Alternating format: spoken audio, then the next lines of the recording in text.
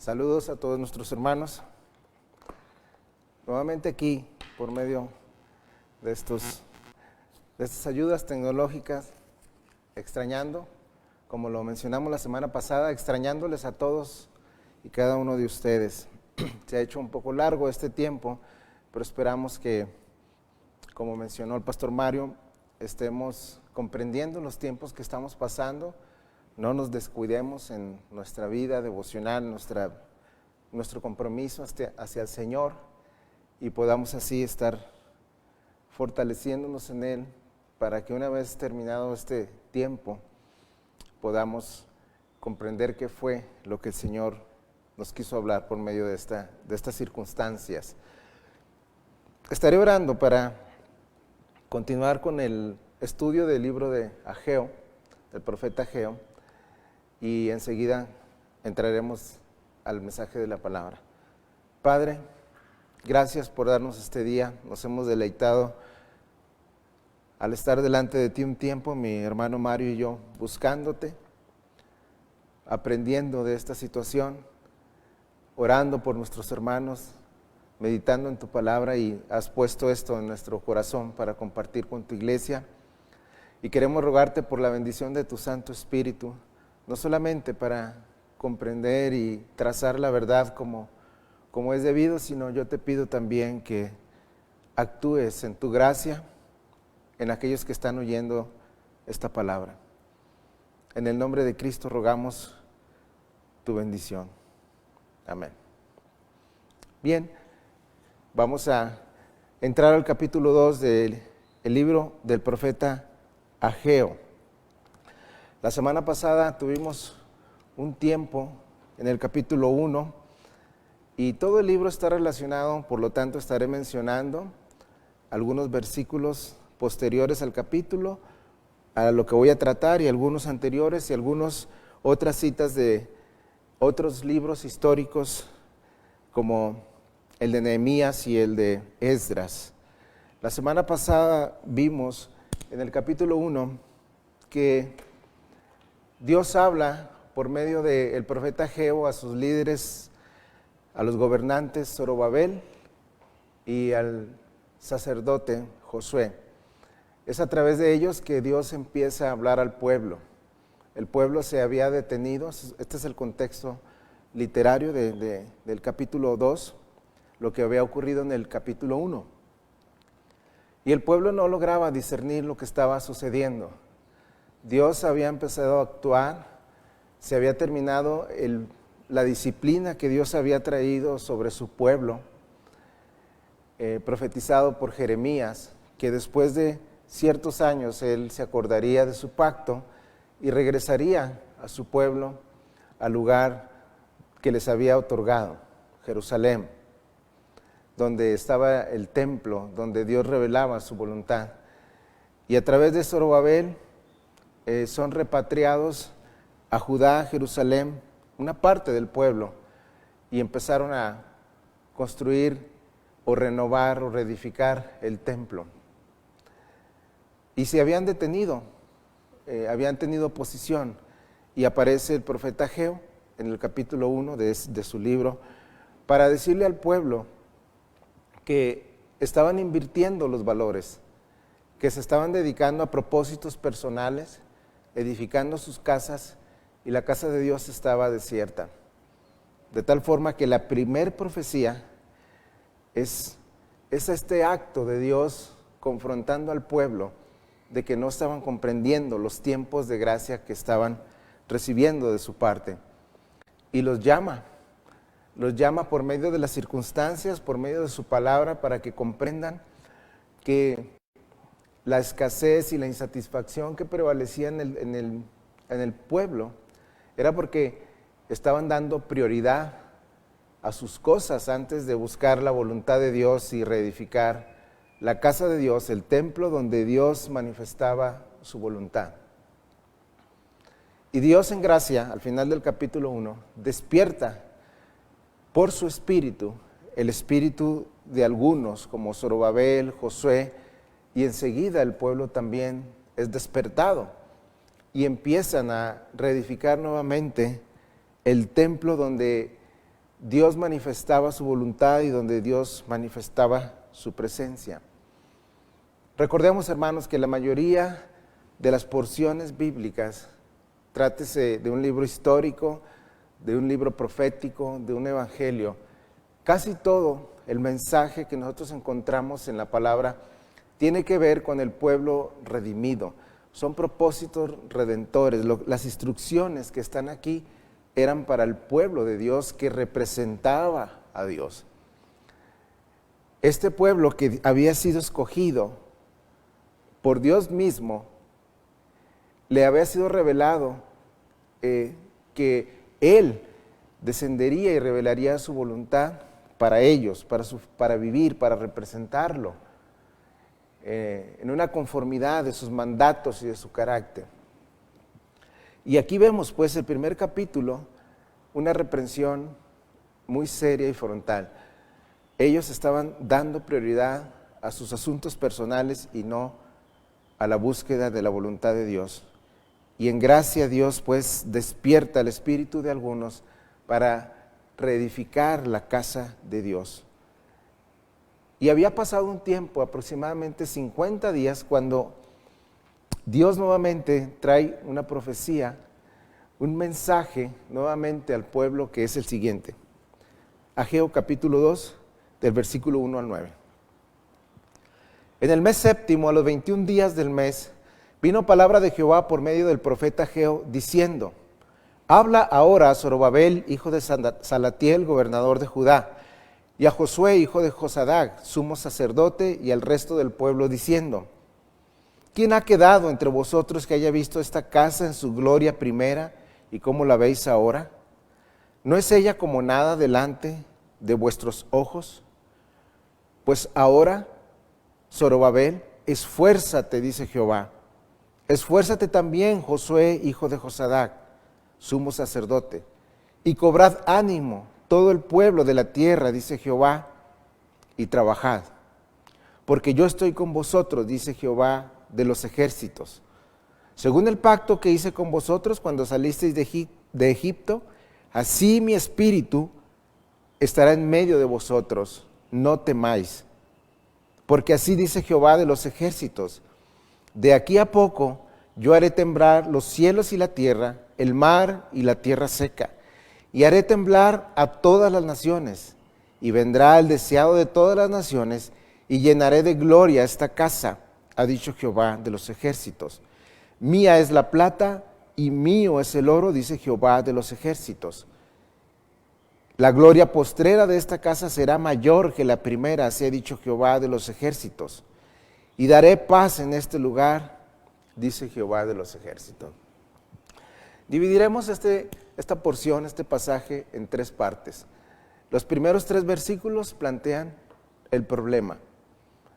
El versículo 4 podemos aislarlo como un llamamiento directo a trabajar.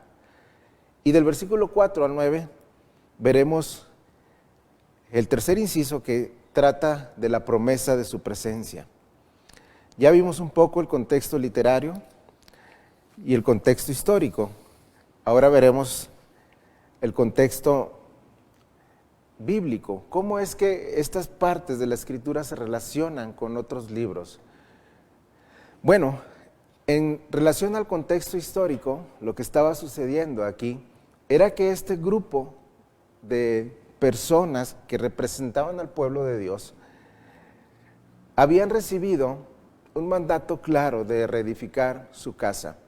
Dios había dado gracia y había mostrado su soberanía a través de reyes como Ciro, como Artajerjes, como Darío, y ellos se habían inclinado a favorecer a los judíos para que regresaran a la tierra que Dios les había dado y reedificaran el templo, presentaran sacrificios y buscaran la voluntad de Dios. Solo Dios puede hacer esto, mover el corazón de gente no creyente para comprender que Él es el soberano. Y ellos habían tenido temor por la voz de ciertos hombres que aparecen en el libro de Esdras, Tobías, Sanbalat y otras personas que en realidad no pertenecían al pueblo judío, se habían mezclado con otras naciones y habían hostigado a parte del liderazgo para que cesara la obra. Viene palabra de Jehová por medio de Ageo y despierta nuevamente en ellos la obra de reedificar el templo, que fue lo que vimos la semana pasada en el capítulo 1.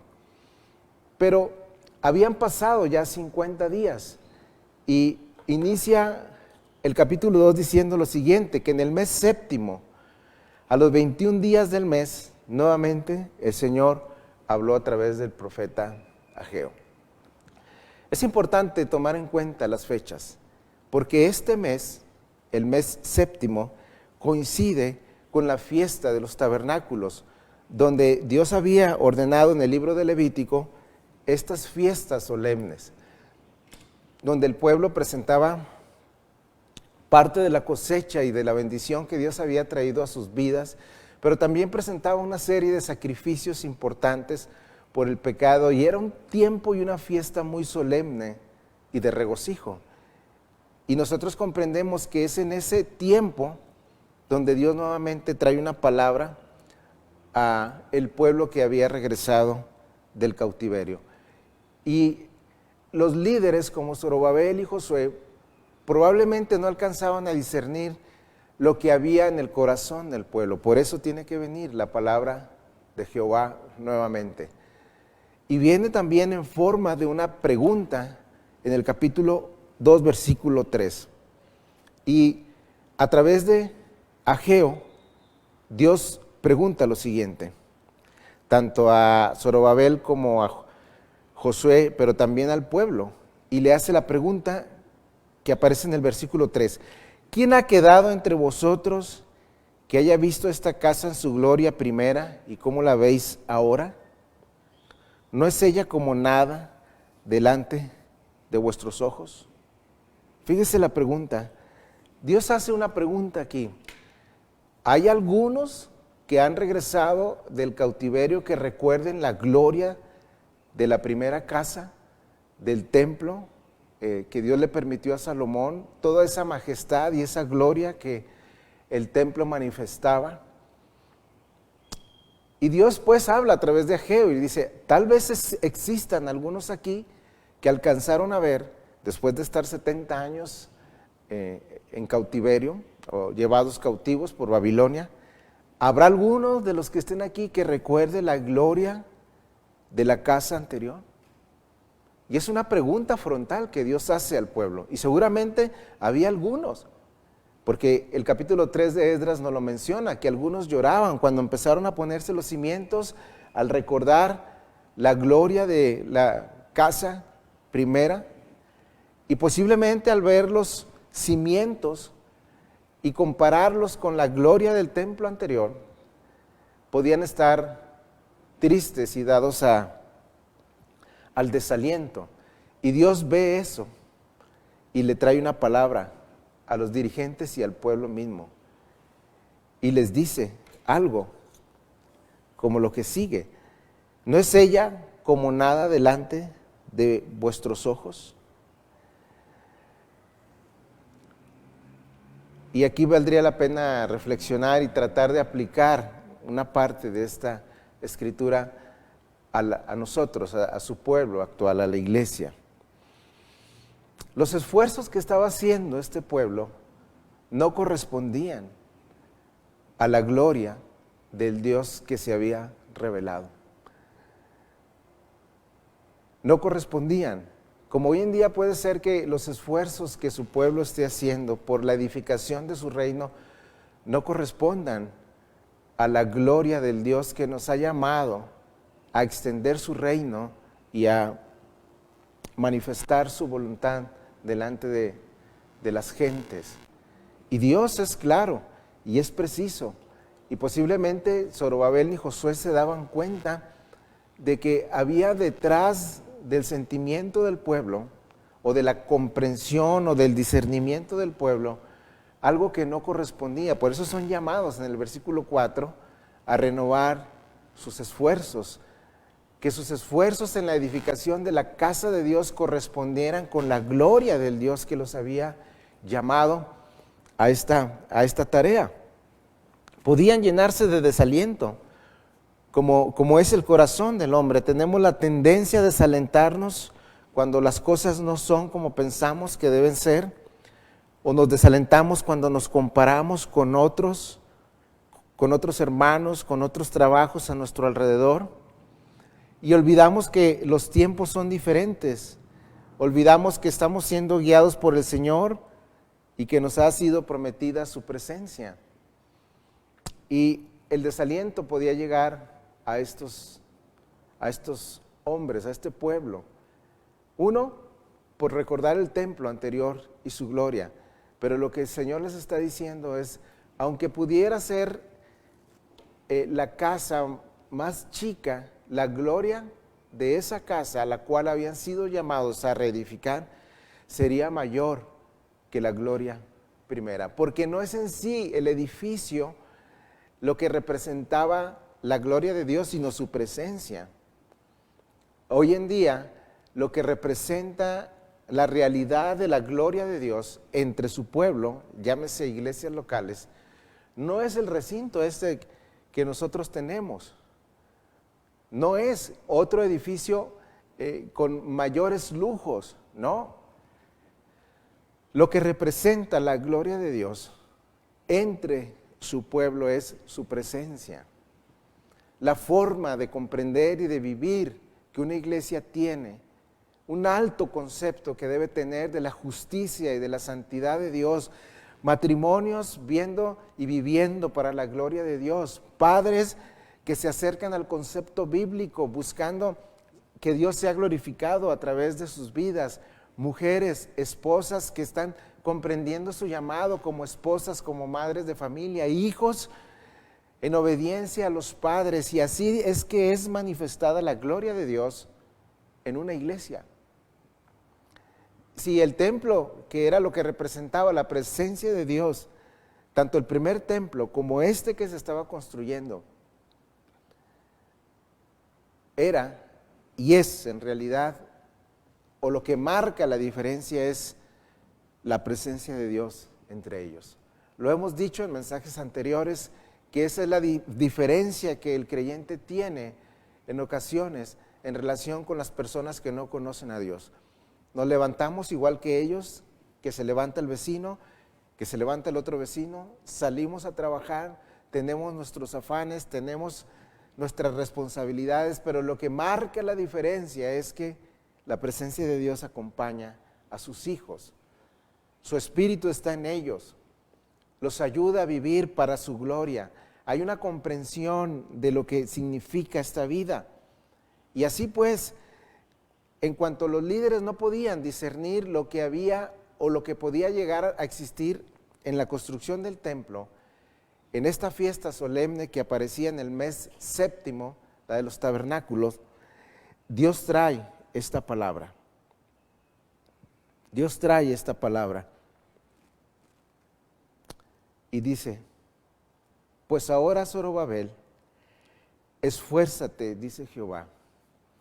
Esfuérzate también, Josué, hijo de Josadac, sumo sacerdote, y cobrad ánimo, pueblo de toda la tierra, dice Jehová, y trabajad, porque yo estoy con vosotros, dice Jehová. Antes de abordar el concepto de este versículo 4, que para mí es la clave y la esencia de este pasaje, la importancia del esfuerzo humano en la obra soberana de Dios. Nosotros, los que nos inclinamos por la doctrina reformada, en ocasiones perdemos de vista la precisión de la doctrina de la soberanía de Dios y pensamos que Dios en su soberanía mueve detrás todas las cosas sin relación al esfuerzo humano de sus hijos, de su pueblo. Es cierto, Dios sigue siendo soberano y mueve corazones y tiempos y reyes y todo ello, pero a la vez llama a los suyos a esforzarse y a poner diligentemente todos sus dones para el servicio de Él. Aquí fue llamado Zorobabel, fue llamado Josué y fue llamado el pueblo a esforzarse. todos tenemos la tendencia, cuando se trata de asuntos del alma, de carácter, cuando se trata con asuntos de piedad en la vida, como lo va a explicar el siguiente sermón, una parte del siguiente sermón, no es como el oficio de un carpintero, por ejemplo, que hoy empezó una silla y ha puesto su esfuerzo en ella y ha fabricado una silla, y el día de mañana él puede dejar de lado ese esfuerzo, pero regresar en 2 días y sus esfuerzos no han cambiado. Ahí está la obra de la silla. Él posiblemente puede llegar y darle un acabado, pero no es así con los asuntos del alma, de la predicación. Ya habían existido muestras de la gracia de Dios 50 días antes de esta profecía. Y Dios nuevamente tiene que traer una palabra, porque en los asuntos del alma, en los asuntos espirituales, hay decadencia moral rápido. Hoy recibimos un sermón, Dios nos llama, y parece que el día de mañana no recordamos palabra alguna de lo que Dios ha traído a nosotros. Y nuevamente el alma regresa a un estado de indiferencia, porque así es el corazón nuestro, el corazón del hombre, y por eso en esa misericordia Dios trae nuevamente palabra. El apóstol Pablo decía en una de sus cartas que a él no le era molesto recordarle las mismas cosas, porque es una tendencia del corazón nuestro a olvidar el día de mañana el llamado que Dios nos está haciendo. Hoy la iglesia del Señor ha sido confinada a guardar, a quedarse en casa. Algunos piensan que la situación espiritual cambiará en el corazón de muchas iglesias, y yo lo pienso que es así, pero también algunos terminarán por no entender los tiempos de la visitación del Señor. Algunos que han sido confinados terminarán entreteniéndose con las cosas de este mundo y no lograrán discernir lo que Dios está tratando de hacer aquí. Quiero dar una lectura para apoyar esta verdad en el libro de Esdras, capítulo 9, me parece que es 9, sí. Esdras capítulo 9, antes de leer una cita que me llamó la atención del libro del pastor Piper que acaba de circular gratuitamente. Esdras, que es contemporáneo y que también guió una parte del pueblo a regresar a Jerusalén, está comprendiendo los tiempos de la visitación del Señor.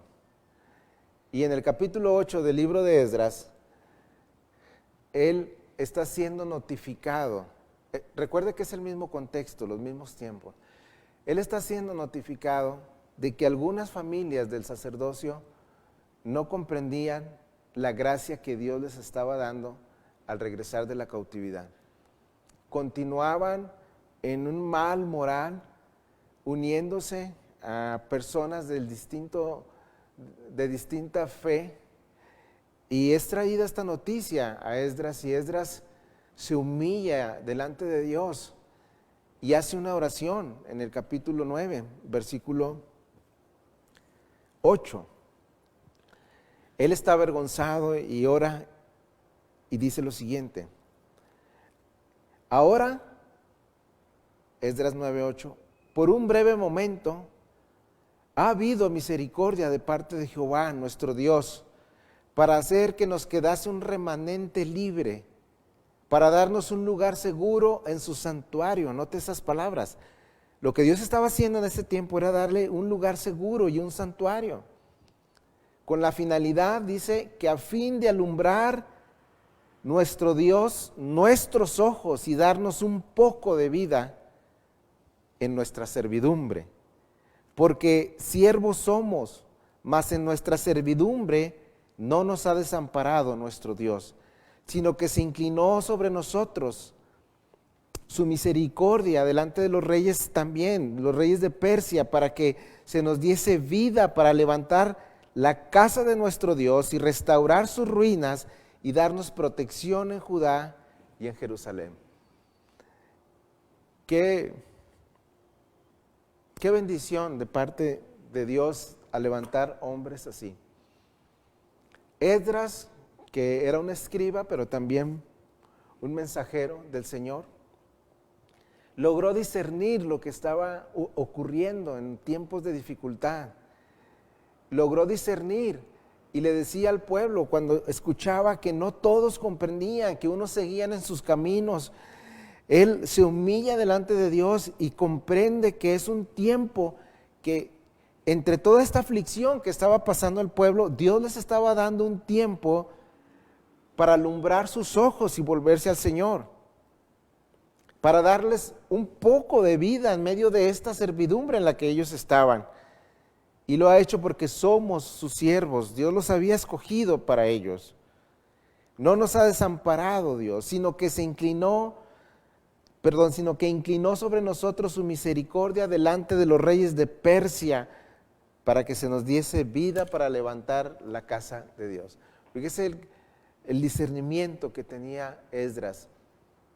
Había comprendido que Dios había inclinado el corazón de los reyes de Persia, reyes paganos, reyes que no comprendían los caminos, y sin embargo, en esa misericordia Dios usó a estos reyes y les dio a ellos, a los líderes que Dios había escogido, este tiempo de misericordia, lo llama Esdras. Y creo, hermanos, que la iglesia debe comprender este tiempo por el cual está pasando. Algunos eruditos creen que son los inicios, yo coincido con algunos de ellos, son los inicios de tiempos ya distintos, diferentes. Algunos de su pueblo apreciarán, otros no. ¿Y cuál de ellos? ¿De cuál de ellos seremos nosotros? El problema que se está planteando en el versículo 1 al 3 es que ellos estaban menospreciando la presencia de Dios y su persona. Voy a leer un fragmento del libro del John Piper que sacó hace un par de días. Dice lo siguiente: Dios maldijo al mundo físico para que las atrocidades físicas que vemos a nuestro alrededor, a través de enfermedades y calamidades, sean representaciones vívidas de lo horrible que es nuestro pecado. En otras palabras, el mal social y físico es una parábola, una dramatización, un letrero que apunta a la atrocidad de nuestro pecado, de nuestra moralidad, de la rebeldía que nosotros tenemos contra Dios. ¿Por qué Dios ha hecho estas cosas de esta manera? Él se está refiriendo a la pandemia, al virus.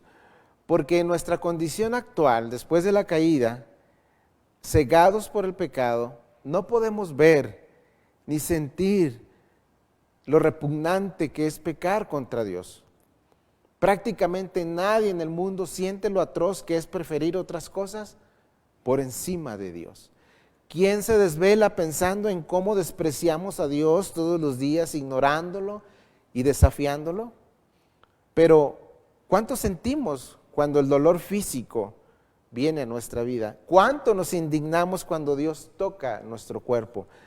Es una reflexión muy profunda del pastor Piper, donde en uno de sus capítulos él está diciendo una verdad semejante a la que está pasando en el capítulo 2 del libro de Ageo. Preferimos cualquier otra cosa en vez de la gloria de Dios. Nos indigna que exista un virus, que sea nuestro cuerpo lastimado, pero no nos indigna la indiferencia que hemos tenido los que profesamos creer en Dios y el rechazo que le damos a la presencia y a la persona de Dios. En palabras de Cristo, en aquella parábola de la gran cena, cuando un hombre en un capítulo anterior le dice: bienaventurado el que coma contigo en el reino de Dios, y él les dice una parábola y es la parábola de la invitación a su cena. Y manda a sus siervos a invitar a todos los que estaban por allí. Y para ser más preciso, quisiera leer ese pasaje solamente para mostrar lo que hay en el corazón del hombre que menosprecia a Dios, su presencia y su persona. Eso ocurre en el capítulo 14 del Evangelio de Lucas. Lucas 14, ahorita regresamos al tema de Ageo, pero tiene relación porque es parte de lo que estaba sucediendo con el pueblo. Parábola de la gran cena. Oyendo uno de los que estaban sentados a la mesa con él, le dijo: bienaventurado el que coma pan en el reino de Dios. Alguien que estaba discerniendo lo que estaba ocurriendo. Y Cristo dice: un hombre hizo una gran cena y convidó a muchos. A la hora de la cena envió a su siervo a decir a los convidados: venid, que ya todo está preparado. Y todos comenzaron aún a excusarse.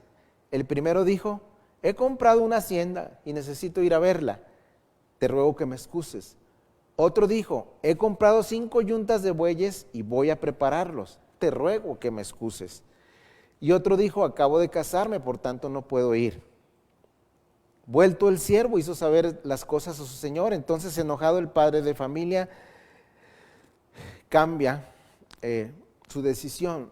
Y al final, en el versículo 4, dice lo siguiente, 24: porque os digo que ninguno de aquellos hombres que fueron convidados y despreciaron la invitación gustará de mi cena. Esto es algo que se puede aplicar al texto que acabamos de ver en el profeta Ageo. Dios está mostrando al pueblo que no eran capaces de discernir su gracia y misericordia que estaba teniendo en ese tiempo. No correspondían los esfuerzos a la gloria del Dios al cual pertenecían y el que los había redimido. Y en palabras de nuestro Señor es algo semejante. Él hace un llamado a que vengamos a Él y extendamos su reino y a que participemos de su reino. Y algunos de nosotros preferimos ver cómo están las cosas que hemos comprado, probar la yunta de los bueyes, o estamos de placer en otras actividades y menospreciamos su presencia, su persona. Y al final Cristo dice: no entrarán. Cuando una persona menosprecia la esencia y la persona de Dios, no le queda otra cosa más que experimentar es un final trágico. Pero regresemos al libro de Ageo. Lo que quería yo era dar una aplicación práctica. Entonces, se ha planteado el problema del versículo 1 a 3, pero también en el versículo 4 encontramos la solución, que es el tema de nuestra predicación: la importancia del esfuerzo humano en la obra soberana de Dios. Y parece una contradicción esta frase que estoy diciendo. Finalmente Dios es soberano y cumple sus propósitos de una forma misteriosa para nosotros, pero a la vez el llamado a nosotros que somos su pueblo es: esfuérzate. Fíjese cuántas veces aparece la palabra esfuérzate, le dice a Zorobabel; esfuérzate, le dice a Josué. Al pueblo le dice: cobren ánimo y trabajad, porque yo estoy con vosotros, dice Jehová de los ejércitos. Tenía que venir la palabra del Señor para alentar a los líderes. Debía Dios mostrar nuevamente su condescendencia hacia nosotros y decirnos que Él está con nosotros. Esto me recuerda a las palabras de nuestro Señor cuando es pronunciada la gran comisión a nosotros, su iglesia, que nos dice que vayamos por todo el mundo, que prediquemos el evangelio del reino, y su promesa es que yo estaré con vosotros todos los días hasta el fin del mundo. Debería ser suficiente para su pueblo la promesa de su presencia para hacer aquello que como pueblo hemos sido encomendados, como iglesia local de Torreón Jardín. No compararnos con ningún otro trabajo. Lo que Dios esté revelando a esta iglesia, lo que Dios ha traído al inicio del año en relación con los matrimonios, de edificar nuestras vidas en base a la palabra, Y todo lo que Dios ha revelado a esta iglesia debería ser suficiente la promesa de que Dios está junto a nosotros para hacer la obra a la que nosotros hemos sido llamados. Nosotros no fuimos llamados a hacer un templo físico como el pueblo del antiguo pacto, pero hemos sido llamados a edificar la casa de Dios con todo nuestro esfuerzo, según la gloria del Dios al que pertenecemos, no con esfuerzos mediocres o vanos, y Dios tiene que llamarnos a que valoremos su gloria, su persona, donde Él ha prometido poner su presencia. Entonces en el versículo 4 pues está el énfasis de todo este pasaje. Zorobabel, esfuérzate. Josué, hijo de Josadat, esfuérzate, el sacerdote. Pueblo, pongámonos a trabajar, porque yo estaré con vosotros, dice Jehová de los ejércitos. Esa es la promesa. Yo estoy con vosotros, por lo tanto, esforzaos.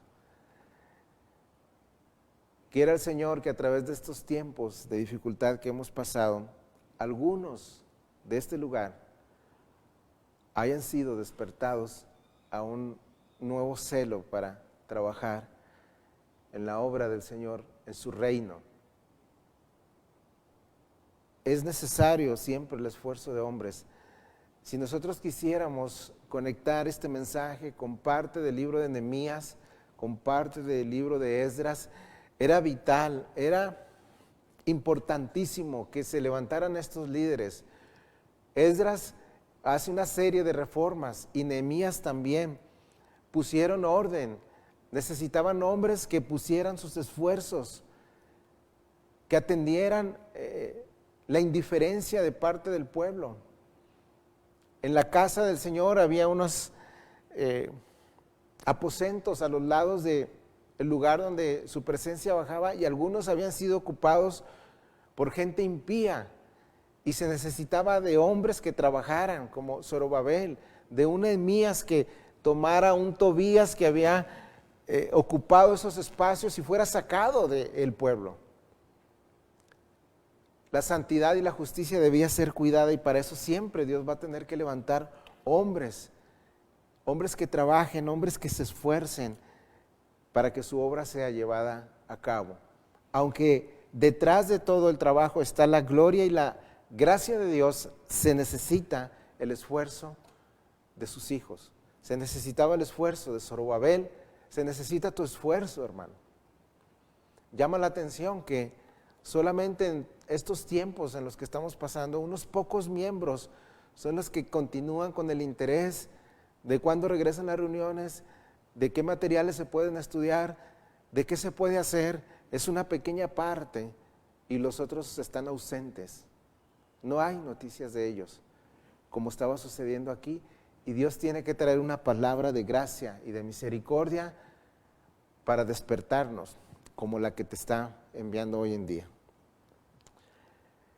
Entonces, después de ver el problema, ahora la solución está presentada en el versículo 4. El esfuerzo debe corresponder al trabajo al que hemos sido llamados. Y se le da razones al pueblo. Uno de ellos es: yo estaré con vosotros. La siguiente razón está en el versículo 5 en adelante. Según el pacto que hice con vosotros cuando salisteis de Egipto, así mi espíritu estará en medio de vosotros. No temáis. No solamente era la promesa de la fidelidad de Dios al estar al cuidado de la obra, sino que Dios enviaría su espíritu para que la sabiduría que fuera necesaria les fuera dado, y les dice: no temáis. Las circunstancias eran difíciles, las del pueblo, y Dios trae una palabra de aliento. De por sí, para nosotros debería ser suficiente que la palabra de Dios sea revelada, pero además de ello, nos promete su presencia. Y además de ello, nos da lo que hay detrás, la esencia del pacto. Y hemos aprendido cómo son los pactos de Dios. Cuando Él se compromete a hacer algo, siempre lo cumplirá. Y dice que enviaría su Espíritu para que no temieran, porque así ha dicho Jehová de los ejércitos, versículo 6. De aquí a poco yo haré temblar los cielos y la tierra, el mar y la tierra seca, y haré temblar a todas las naciones, y vendrá el deseado de todas las naciones, y llenaré de gloria esta casa, así ha dicho Jehová de los ejércitos. Fíjese la promesa, y esta es una promesa no solo para ellos, sino que es una palabra profética. Dios dice: yo me voy a encargar de que esto suceda. Yo removeré cielos, tierra, y es lo que estaba haciendo con los reyes, con los gobernadores. Él estaba llevando a cabo su obra a través de hombres como los que aparecen aquí. A pesar de que vemos que es Dios trabajando detrás, hay en medio de su obra personas fieles que son requeridas. Y me llama la atención que es un compromiso que Dios hace de remover Él todo aquello que no sea conforme a su voluntad. Esto está citado en el libro de Hebreos, en el capítulo 12, donde el autor a los Hebreos hace referencia a este versículo. Y lo hace, hermanos, y aquí está la aplicación, lo hace en relación a un llamado del capítulo 12, de despojarnos de todo peso y del pecado que nos asedia, y de correr la carrera que tenemos por delante, puestos los ojos en Cristo. Y enseguida habla de la disciplina que Dios trajo cuando el pueblo no pudo obedecer, y que esa disciplina en los tiempos antiguos y aún hoy no es una cosa de agrado para el creyente. Pero cuando Él hace esto, como se está disciplinando, como se disciplinó al pueblo del Antiguo Testamento con el cautiverio, y como Dios disciplina a su pueblo, lo hace para que participemos de su santidad. Y se nos llama a que levantemos nuestras manos caídas y que hagamos sendas derechas para que lo cojo no se salga del camino. Y se nos llama a seguir la paz con todos y la santidad sin la cual nadie verá al Señor. Y al final del capítulo, en el versículo 25, 12-25, el autor conecta su argumento del capítulo 12 de Hebreos con la cita de Ageo que estamos viendo en el versículo 6. Dice: mirad, versículo 25 de Hebreos 12, mirad que no desechéis al que habla, porque si no escaparon aquellos que desecharon al que los amonestaba en la tierra, mucho menos nosotros si desecháramos al que amonesta desde los cielos, la voz del cual conmovió entonces la tierra, pero ahora ha prometido diciendo: aún una vez, y conmoveré no solamente la tierra, sino el cielo. Y esta frase, aún una vez, indica la remoción de las cosas movibles, como cosas hechas para que queden las inconmovibles. Así que recibiendo nosotros un reino inconmovible, tengamos gratitud y mediante ella sirvamos a Dios, agradándole con temor y reverencia, porque nuestro Dios es fuego consumidor. Tremendas palabras que surgen del libro de Hebreos. Y el libro de Hebreos está diciendo lo siguiente, conectándonos con Ageo, y aquí está el Evangelio. El pueblo es llamado a una consideración seria de la petición que Dios les había hecho de edificar su casa. La iglesia ha sido llamada a edificar su reino, proclamando el mensaje del Evangelio. Y Dios dice, aquí en lo que leímos Hebreos, que Dios tomó muy en serio la respuesta del pueblo cuando un hombre terrenal como Moisés los amonestó. Pero el mandato que tiene la iglesia no proviene de uno igual que nosotros, aunque fuese un profeta como Moisés. Es una voz que hemos oído desde el cielo. El Hijo de Dios que hoy mora en el cielo, y el mensaje que tiene la iglesia proviene del mismo cielo, del corazón de Dios. ir por todo el mundo y predicar su evangelio del reino. Y se nos llama a hacer esa consideración, a edificar su casa. Y cuando esto no es así, dice el Señor, Él se encargará de remover todo lo que no es conforme a su voluntad. Si regresamos al libro del profeta Ageo para concluir,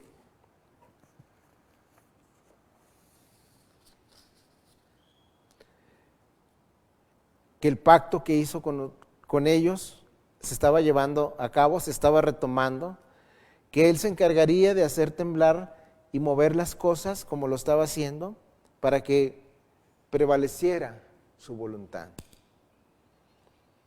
para que fuera llevada a cabo su voluntad.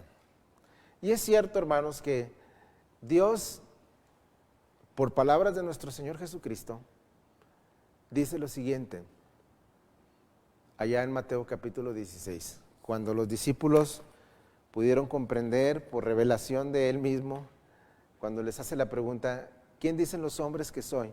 Y algunos responden, y luego el apóstol Pedro responde que tú eres el Hijo del Dios viviente, tú eres el Cristo, el Hijo del Dios viviente. Y él le dice al apóstol que eso se lo reveló el Padre, o sea, él estaba edificando detrás, nuestro Padre. Pero luego le dice que él, como un representante, se le entregarían las llaves del reino, es decir, la predicación del evangelio para abrir la puerta tanto a judíos como a gentiles. A Pedro, en representación de los otros apóstoles, se le entregan las llaves del reino para abrir la puerta para que entren al reino de Dios los hombres. Y luego enseguida él hace una promesa de que él iba a edificar su iglesia y que las puertas del infierno no iban a prevalecer contra ella. Cristo está edificando su iglesia detrás de todo lo que nosotros no podemos ver y está deshaciendo todo aquello que no es conforme a su voluntad. Él removerá todo aquello que tenga motivaciones mezcladas, que tenga cualquier otro propósito. Dios tiene la capacidad de remover y hacer que permanezca lo que es su voluntad. Me llama mucho la atención los movimientos paraeclesiásticos que no proceden de la iglesia, que parten con una visión y no están sujetos a lo que Dios ha determinado en su palabra de poder edificar. Y Él se encargaría de trastornar, de mover de aquí un poco, de hacer temblar la tierra si era necesario para que su voluntad fuera llevada a cabo. El versículo 8 de Ageo, capítulo 2, dice, todo me pertenece, la plata y el oro son míos, y yo haré que mi casa, o sea, la que estaban edificando en este tiempo, su pueblo, su gloria sea mayor que la primera. Su gloria sea mayor que la primera. Dios está diciendo que Él iba a mover todo lo que fuera necesario para que su casa fuera edificada y la gloria de esta segunda casa, según entendemos, sería mayor que la primera. Y sería mayor porque fue visitada por el Hijo de Dios. Él dijo, uno mayor que el templo está aquí. Uno mayor que el templo está aquí. Y esa casa fue visitada y la gloria del Hijo de Dios se mostró en esa casa. Ahora, para una aplicación práctica, la gloria de la iglesia, nosotros hoy, su pueblo, no será un lugar físico como el templo del Antiguo Testamento. ¿Sí? No depende de una economía o de un lugar de reunión, pero la gloria de la iglesia local será la presencia del Dios Santo, la sumisión de su pueblo, la santidad de sus miembros que se reúnen en su nombre, la comprensión que la iglesia tenga en relación con ser la luz, la sal, los que representamos al Señor. Y dice al finalizar el versículo 9, que Él daría paz en ese lugar que ellos edificarían. Y nosotros, hermanos, hemos encontrado en la iglesia de nuestro Señor Jesucristo no solamente la paz, porque aunque la casa de Dios en este entonces era el lugar donde Él revelaba su voluntad y se presentaban sacrificios y ofrendas por el perdón de los pecados, el libro de Hebreos nos dice que hoy nosotros, la iglesia, está fundamentada sobre un evangelio y mejores promesas. Y lo dice de la siguiente forma, y con esto vamos a concluir el mensaje del día de hoy. Hebreos capítulo 8.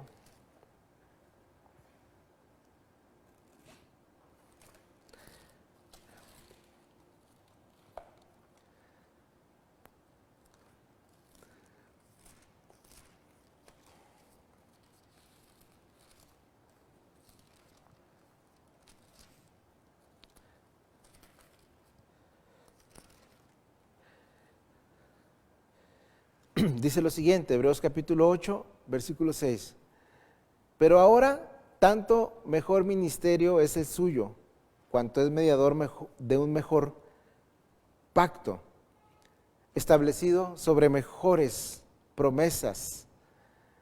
El ministerio que desarrolla la iglesia está basado sobre mejores promesas. Su gloria es mayor, porque al final de ese capítulo dice el mismo autor, refiriéndose al nuevo pacto, dice, porque seré propicio a sus injusticias y nunca más me acordaré de sus pecados y de sus iniquidades. Aquí está el evangelio.